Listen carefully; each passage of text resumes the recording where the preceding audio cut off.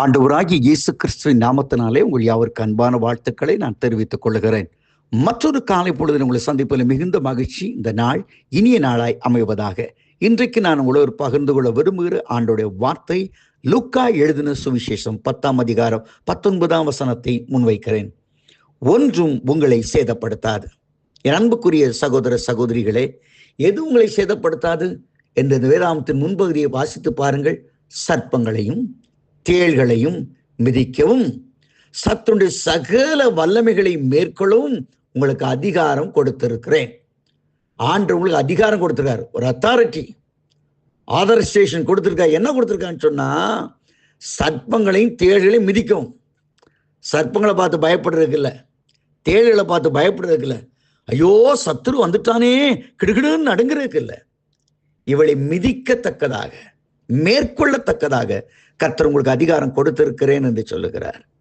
நண்பர்களை, வாழ்க்கையில் அநேக சமயங்கள்ல நம்ம பார்க்கிற காரியத்தை பார்த்து பயந்து நடுங்கி நம்ம மூழ்கி போகிறோம்.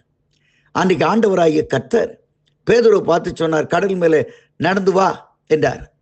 ஆண்டு நடந்த உடனே பேதுரு கேட்டா, நான் நடக்கலாமா? பாப்பா நடந்தான். காற்று பலமாய் இருக்கிறதை கண்டு பேதுரு அமர்ந்தான்.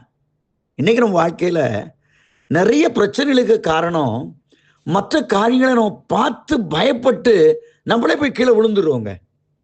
சாத்தானுடைய வல்லமை அதுதாங்க. அதான் அவனை சொல்லுகிறது, அவன் சாத்தானாரவன் கர்ச்சிக்கிற சிங்கத்தை போல வகை தேடி சுற்றி திரிகிறான். ஒரு கர்ச்சனை கொடுக்குறான், ஒரு பயத்தை கொடுக்குறான். ஆனா ஆண்டவர் சொல்றாரு, இந்த பயம்லாம் நீ பார்க்கறதுக்கு தான்ப்பா, அது உன்னை சாப்பிட முடியாது, அது உன்னை விழுங்க முடியாது.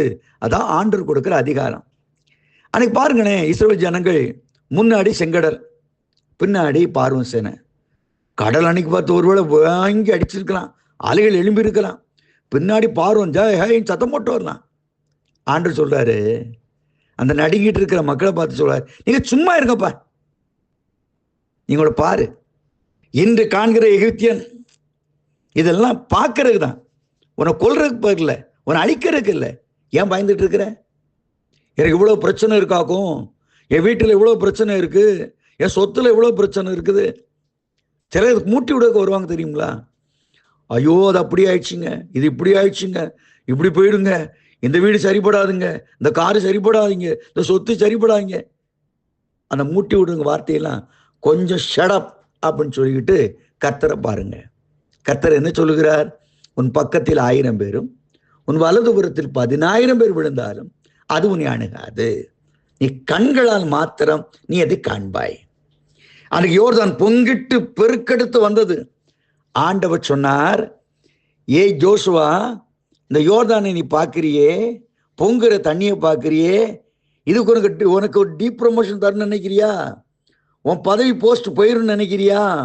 ஐயோ நான் இவ்வளோ உயர்வு வந்துட்டேன், இப்போ இந்த யோர்தான்ல மாட்டிக்கிட போறேயா அப்படின்னு நினைக்கிறியா? ஆண்டவர் சொல்றாரு, இந்த யோர்தான் தான், உன்னை பயமுறுத்த இந்த பிரச்சனை தான், உன்னை வேதனைப்படுத்த வந்த இந்த பிரச்சனை தான் உனக்கு ப்ரமோஷனை கொடுக்க போற தவிர டீப் ப்ரமோஷனை கொடுக்க போறது கிடையாது. இதன் மூலமாய் உன் கர்த்தருடைய நாமம் உன் மூலமாய் மகிமைப்பட போகிறே தவிர அது கீழே வருவதற்கான ஒரு முயற்சி அல்ல என்பதை மனதிலே வைத்துக் கொள்ளுங்கள். என் அன்பு கூறுகிறவர்களே, ஆண்டவர் அழகான ஒரு வார்த்தையை சொல்கிறார், இது ஒன்று உங்களை சேதப்படுத்தாது. நீ காலையில பற்றுவல் சொல்கிற காரியத்தை பார்க்க வேண்டாம், பெருசா சாத்தான் உங்களை பயமுறுத்துற காரியத்தை பார்க்க வேண்டாம்.